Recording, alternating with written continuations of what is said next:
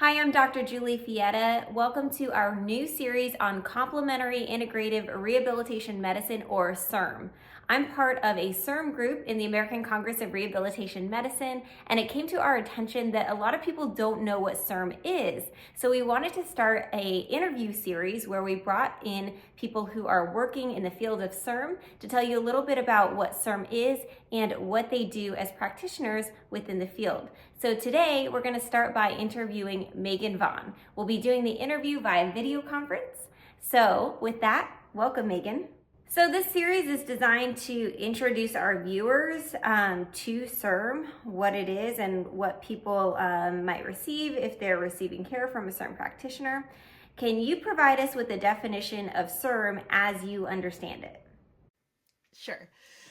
So for me, it's the complementary integrative medicine. It used to be the idea of the alternative medicine. CAM was one of the earlier terms that we used to use. Um, and it goes into these like five circles, like concentric circles of medicine, and how these areas can help augment the medicine or traditional medicine that people are getting. So within integrative medicine, you're going to see things like you have mind body, which is largely where I work. You have nutrition. Um, and within all of these realms, some of them I dabble in more so than others, but really it's supposed to be something that has evidence behind it and a healing part to it, but um, isn't something that's going to be, taught right out of school, or is going to be something that you're going to be like, I have a cold, I want to go get this. It's really something that is heals from a multiple level. And I think, one way a lot of us are also familiar with it is within like Veterans Affairs or the DoD, where we look at that concept of whole health, which isn't exactly synonymous with CIRM, but it does have a lot of that overlap because we are looking at the whole person and how to help that whole person thrive in multiple avenues of their life. Thank you. I'm an occupational therapist, so I definitely love the whole person approach. We do that as well, where you're not just looking at what the person is experiencing symptom wise, but you're looking at what they want to do, the environment that they live within, what is their support system. So I really appreciate that whole body, whole client perspective.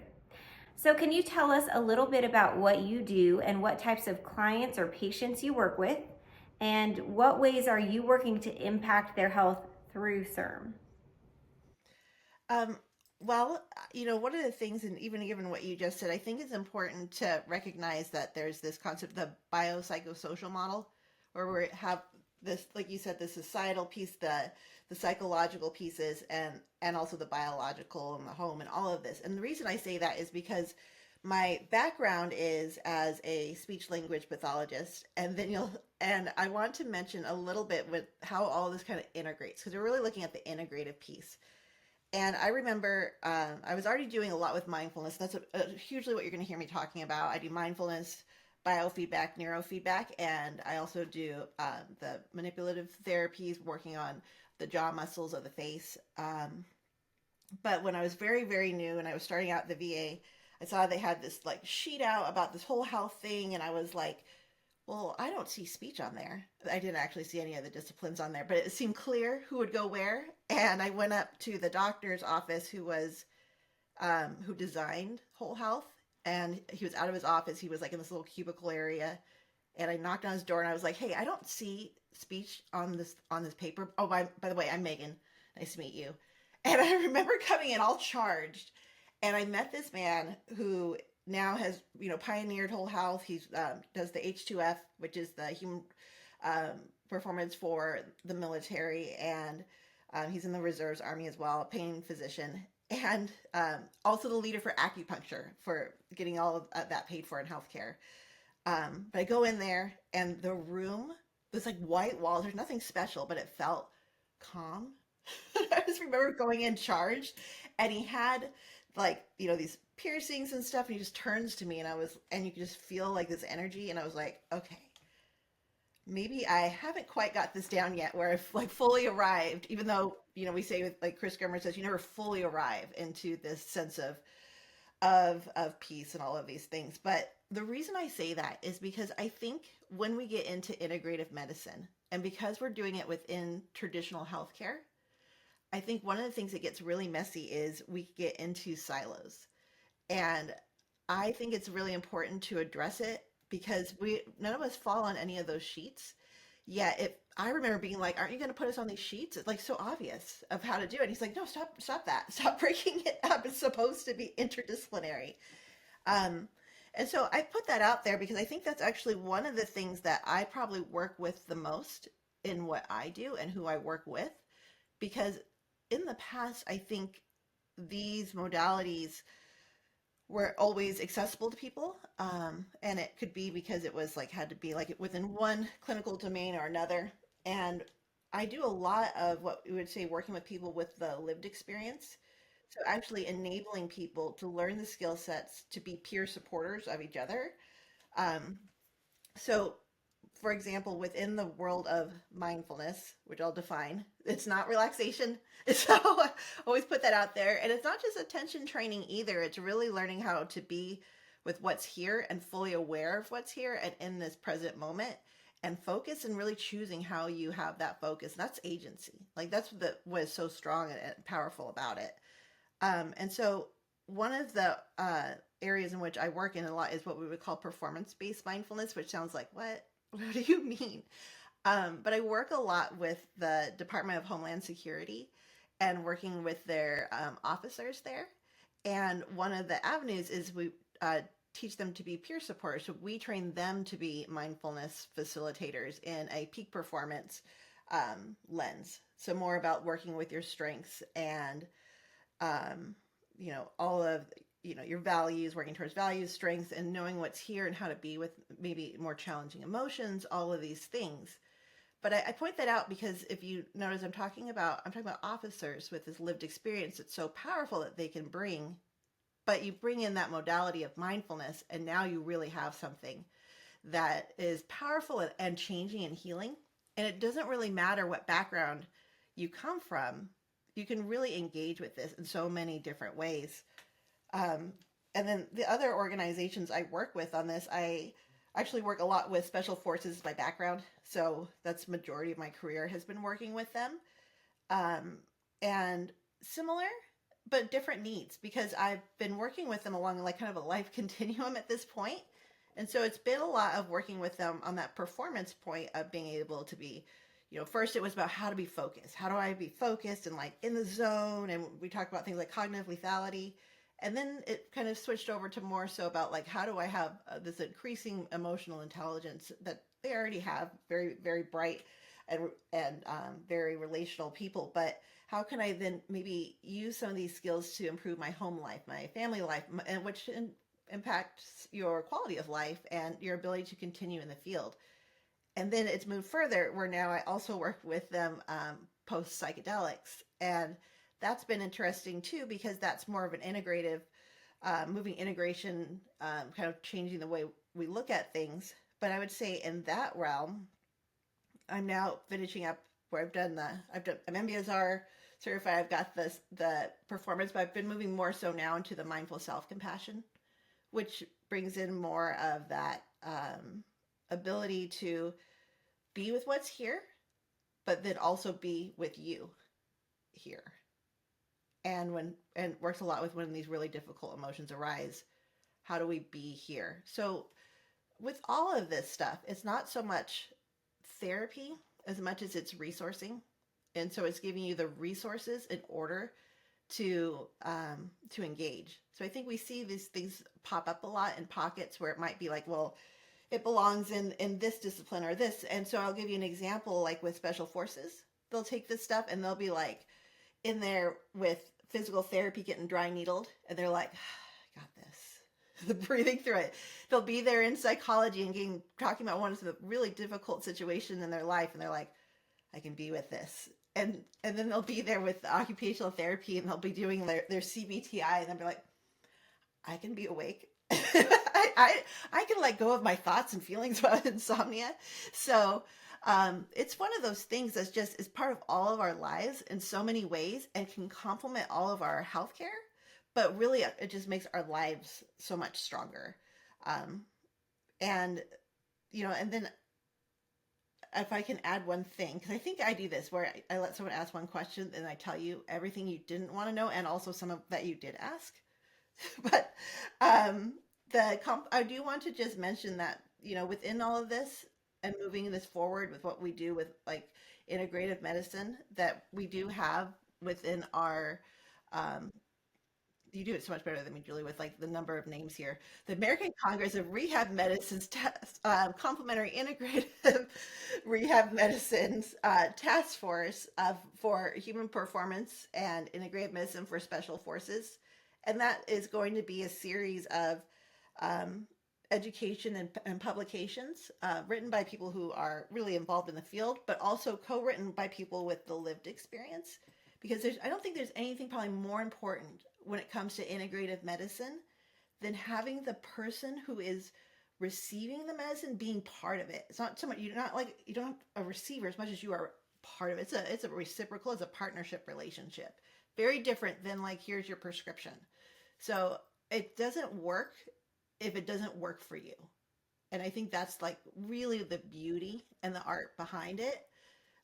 There may be practices and really strong foundational skills that like, yeah, this is actually what makes the brain change because it does change, but you are the one who actually makes it happen. So it's really pretty cool, I think, obviously. Yeah, So no, definitely. Thank you for sharing. I mean, I've learned a lot about your work having known you for several years now, but I definitely wanted other people to hear what you're doing, especially your work with special forces. I think that it's something a lot of people aren't aware of, CIRM just in general, but also the different areas and populations that CIRM practitioners work with. If someone is interested in either finding a CIRM-based clinician or getting more involved in CIRM approaches, what advice do you have for them? I really do come back into the certification. So I do think it is actually important to find a provider who is um, didn't just take a quick course in this stuff. So I'll talk from my level of background. So I do, like I said, I have the neurofeedback and biofeedback, but I live and work almost predominantly in mindfulness. And I've tried the dabble thing. So I'm not gonna lie. I'd be like, I didn't know. I printed it off the internet. Let me read this script. But now I understand better. And the reason why this matters, if you want to get involved with this or if you want to find a practitioner, I highly recommend that you look at for someone who is certified in something like mindfulness-based stress reduction, which I don't even know, has a huge number of hours, like and years to like get it done. Um, and or the performance based or mindful self-compassion. I can tell you that I um, it's taking me longer to complete all of my certifications in mindfulness than it did my doctorate. And the reason that matters is because it gives you those skills because stuff happens. Like with mindful self-compassion, there's this concept of backdraft where all these super like strong emotions happen and a person could really kind of lose themselves in it. But we want to tell a person, and if you were the person going after something, yeah, I can do this and I know how to work with really difficult and strong emotions. And I want a provider with the capacity to work with me on that, but in a very specific way that gives me these resources to be able to um, kind of actualize it. We're not looking so much at like why something's wrong or something like that. More, it's therapeutic, but instead we're looking at what can we do, how can we be with this. So I really do recommend that. Like if you want to get into this, you will be surprised by how much you learn when you are going through these programs, and they're not like a one and done. They take a couple of years, but it's worth it because you will be extremely proficient. And even when I change my hat and I go straight back into speech language pathology, it's always there. It's always informing me, and it's always enriching my own life too. So just because you give it to others, you get to receive it as well. So it's a wonderful gift and a wonderful community to be a part of. That's great. So the certifications that you're referencing, for example, if you just want to use yours um, specifically, what are the regulatory bodies that are giving out these certifications that are organizing what's required of them? It's a great question. It's a great question. So, mindfulness-based stress reduction. These are there's probably some private companies that offer this, but for the most part, it's university-based. Okay. So, like UC San Diego is a big one. uh, Stanford's a big one, Brown's a big one. UCLA, there's all kinds of these different ones, but basically you would look it up and it's for mindfulness-based stress reduction. It's not about mindfulness-based stress reduction skills or tenets or components. It's the whole thing. And then the mindful self-compassion, that one they do have because it's the Center for Mindful Self-Compassion with Chris Germer and Kristen Neff. They themselves do have their own like organization that does that, but they also, I believe, they work with UC San Okay. Diego is their big one for that certification. But you would start with them anyways. Um, and if that kind of gives you a hint, anyone who's ever interested in doing this stuff, the first step is you do have to go through a program. Like you have to actually be an experiencer. So that 8-week program, whatever it is, get that done by someone who's certified in it, and then that will move you. That's one of the bigger steps to get actually involved and start learning the material. That's wonderful. So, do you now have any sort of letters after your name or displayed certification such that people could confirm? Like, how do people make sure that they're seeing a certified practitioner? That's such a good question. Yes, it's over there in a frame because I was photocopying it because someone needed it. I will tell you this. So when I do government contract work, and they do require my a photocopy of my certifications. So there's that. Um, I don't know. There's probably something you can put after your name when it comes into it. You see on people's bylines and stuff like that. But it's a really good question.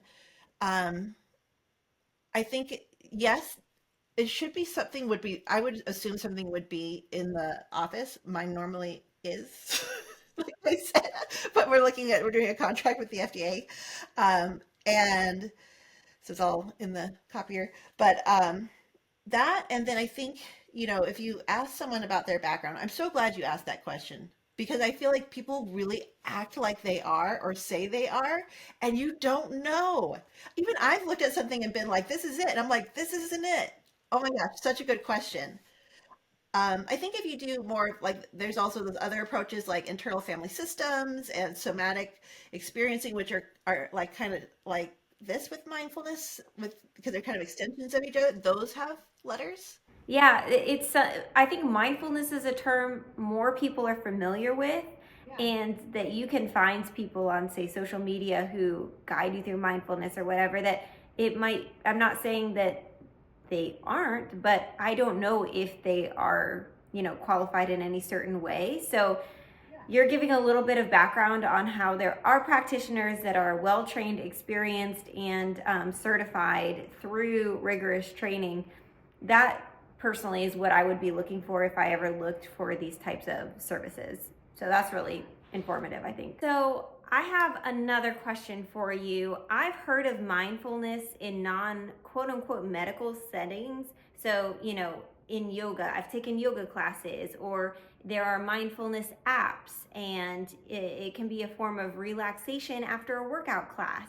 So, how do you differentiate, or is there a differentiator between the more recreational or non practitioner guided mindfulness versus what you do, and what does that look like?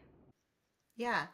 So this is a really good question, and I think it's something that, if possible, for people to really internalize, because I'll tell you, I've even had experience with this with patients where they're like, "But I take this yoga class, your 8-week mindfulness class, like I don't really want to do it. It's like 2.5 hours per session, and like this other one, I mean, I'm already doing it, so why would I do it?"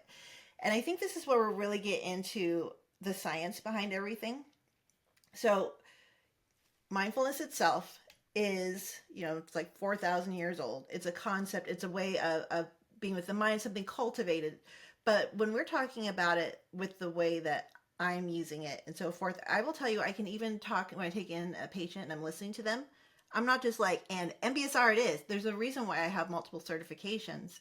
It's because they get to different outcomes, and there are different outcomes that fit what is in front of me. So that's why when I talked about the progression of who I work with, the progression of the types of certifications I started taking. And my husband jokes, it's like, because you need it's for confidence to give you a certification, but it's not, it's actually, it is so rigorous. And this is why it's rigorous. So there are very key things that happen within these sessions. So if you do one of those, evidence-based intensive where it's 5 days, or these 8-week programs. And when I say evidence-based, I mean because there is each component of that program is building up for another piece to come in. And when I say not just so it flows well within the curriculum, I'm talking about the brain itself. I'm talking about emotions. I'm talking about the whole body. So there are goals and things that people want to do. There's lots of ways to improve different parts of our brain, but our brains are, I think we always use this term neuroplasticity, and I think we miss one of the bigger things, which is it can go both ways. So you practice something wrong and you keep doing it wrong. Well, guess what? You got a new pathway to that one now. And it's not to freak you out and make you a perfectionist on anything, but the point of it is really to be like having someone who can guide you know what they're doing, because there's this thing called fidelity. And fidelity means that if you do something, you can do it again and again with different people. They're trained, and the results can be reproduced. And when you begin to take something and you take out the research, right? Like, gosh, I have one of my books here. Look at this one I'm memorizing. This is the self-compassion book. That's intense and takes like 2 years. But the point of that is if I were to go through this, some of this might seem redundant, or if I was a participant and been like, oh, I got it, I can just give it now. Well, there's quite a lot of things in here, not about just the intention of what you're trying to cultivate, but there are things in here about what part of the brain is going to make this change, and how many times do we need to target that particular little, synaptic chemical event in a very particular way, and how long in between, because it's not like not everything should happen right away. Like the brain's very particular with this stuff. And then the other thing too is like, I guess I would liken it to this. So I would love to be an Olympian. I think I want to be a runner. So I'm going to go down. I think, my neighbor's out there running a lot. So I think he could teach me to be an Olympian. I'll probably do it like a couple times a week, maybe, if I feel like it. I don't know if I'll always go. And this is what kind of happens with mindfulness, where they're like, oh, I don't really feel like it. Well, it's like anything else. You have to work out to get to it and do it well. Yoga is not the same thing. Yoga has a different focus. It has components of mind-body medicine, but it's not this 2.5 hour every session. And I know that sucks. Like, people have tried to shrink it down, but the brain's the brain, and we want it to get better. And I won't speak for the people who do yoga. I do know for them as well, though, there's like yoga, and then there's people who are certified in yoga, and that's something very intense in itself. And we're not synonymous. None of these things are synonymous.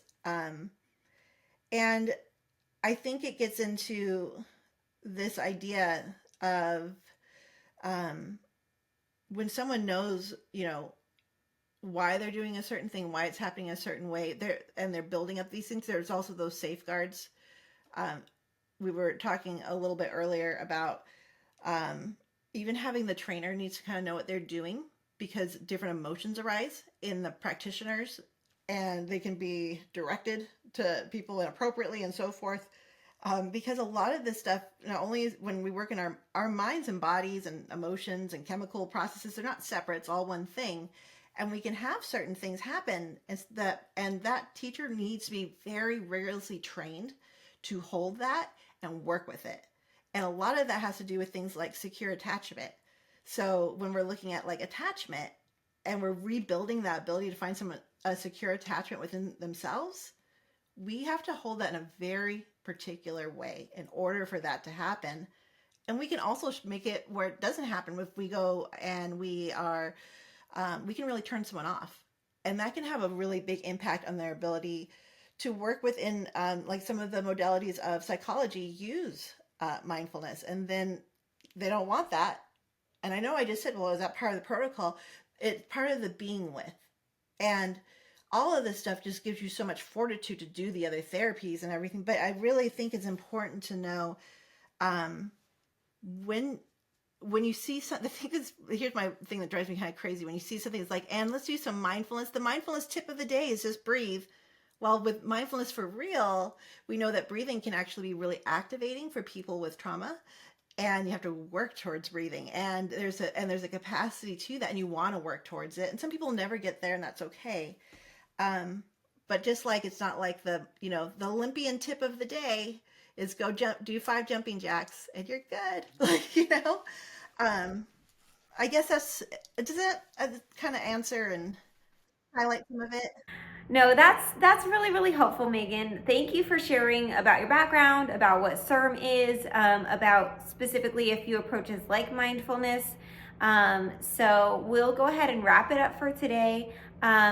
If anybody is interested in learning more about your work, and you have a website or anything like that you'd like to share, just shoot it over to me and we'll put it in the comments below.